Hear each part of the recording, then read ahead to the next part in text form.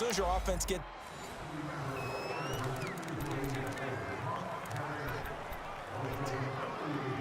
And now the offense getting set, 1st and 10.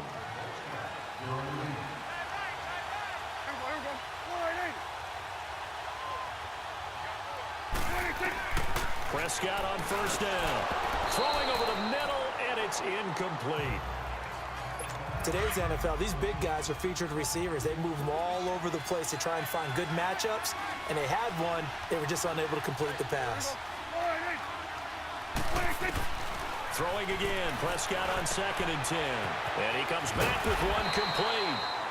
And he's corralled, but not before getting it inside the 35. They call his number again. It's his 6th catch and a 1st down.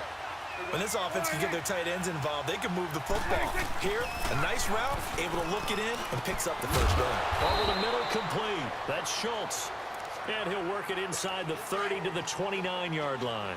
5 yards on the catch there, brings up 2nd down. And, partner, I think that was a great example that not all tight ends are created equal, because everything was right. Got the completion, but he's not one of the more dynamic guys in the league. So even though he caught it, couldn't turn it into much more. That'll be a loss of a yard, and it leads to a 3rd down.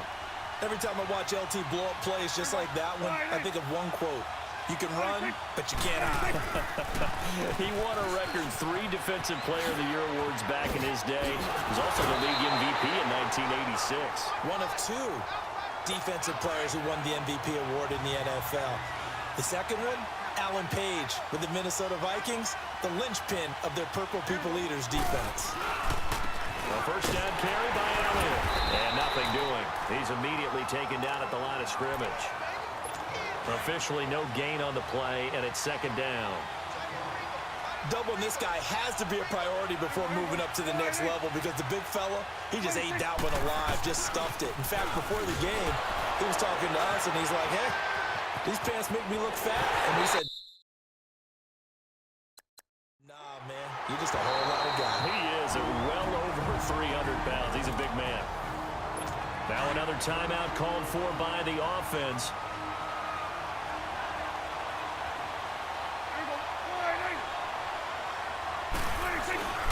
They'll try to run it in with Elliott. Hammering for the goal line. He loses the football. And I believe the Colts have recovered. Yes, they have. They may have the edge on the scoreboard, but that hasn't made them passive, has it? I mean, they dialed up a pretty good run blitz there. And Brandon, you know that all blitzes aren't just designed to get to the quarterback in the passer. Sometimes you're just trying to take away every gap, every hole that might be created in the running game, and they did it to perfection and caused a fumble there. Took away the gaps, took away the holes, took away the football. Here's Elway, eluding the pressure right. Wide open receiver, complete. And brought down, but not before reaching the 25. This drive starting off on the right foot, 18 yards. And now they come up and spike it to stop the clock.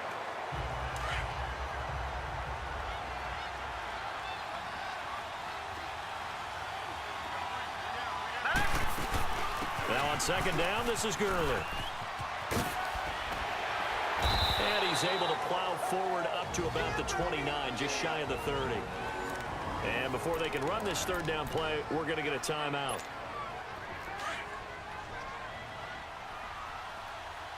Watch it now, Barney. Set. Green. Out of the gun, Elway. Flush to his right. And he fires one, but incomplete. It's a little teaching moment here. Overtime rules. Remind us how this goes, partner. Okay, so in the past, we had sudden death. First team to score wins, but no longer. Now, if the team receives the ball, scores a touchdown, they win the game.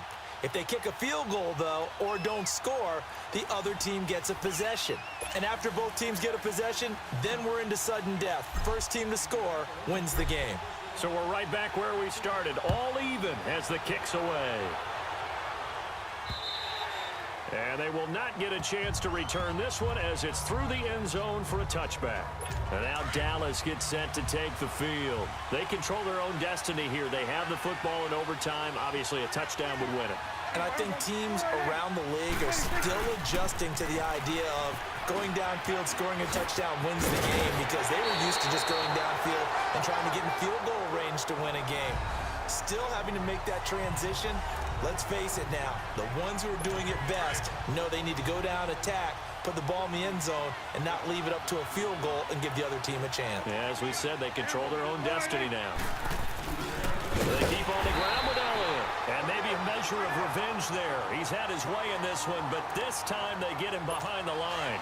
That'll set him back with a loss of 3 on the play. And that'll make this a 2nd and 13. They'll run it now out of the gun. Finding some room at midfield. And finally marked down at the 42-yard line. That burst good for 20 and a first down. They go with the ground game, pick up the first, now in plus territory. And that changes the whole mentality of a play caller, doesn't it? Once they cross the 50, they feel like they're in the strike zone. All right, you don't have to be in the red zone to take those big shots downfield and go after the end zone. Right now, that might be available to them. And now this first drive in OT continues. A very solid gain of 27. Offensively, back-to-back really nice plays. This defense had got 2 timeouts, maybe should burn one. Yeah, when you get back-to-back explosive plays, to me, anything over 10 yards, I don't care if it's a run or a pass, I count it as an explosive. The Colts are going to get him. Down he goes. Vinny Curry in there to drop him, and it'll be a loss of about 8. It's interesting, partner, that most defenses try and guard the 35-yard line actively because they think the way kickers are nowadays, about a 52-yard field goal, they're kind of giving up points.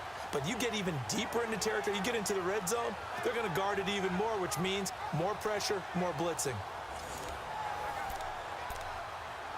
So that complicates things a bit here. 18 yards to go now on 2nd down.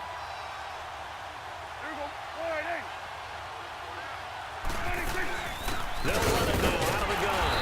And he's going to take this one down to about the 23-yard line. And they only get a yard back there. They'll be left with a 3rd down and long. And I know you, with every carry, especially in overtime, you're just saying, if you're that ball carrier, hold on to the football. Hold on to it, protect it, but not necessarily settling because you're trying to get to the end zone. You're trying to end the game right here. And I know the defensive guys, poking, clawing, raking, trying to knock the ball free and protect their end zone. Yeah, like you alluded to, especially this part of the field.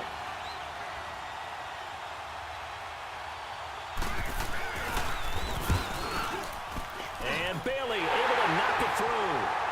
And that will break our tie and give them a 3-point lead.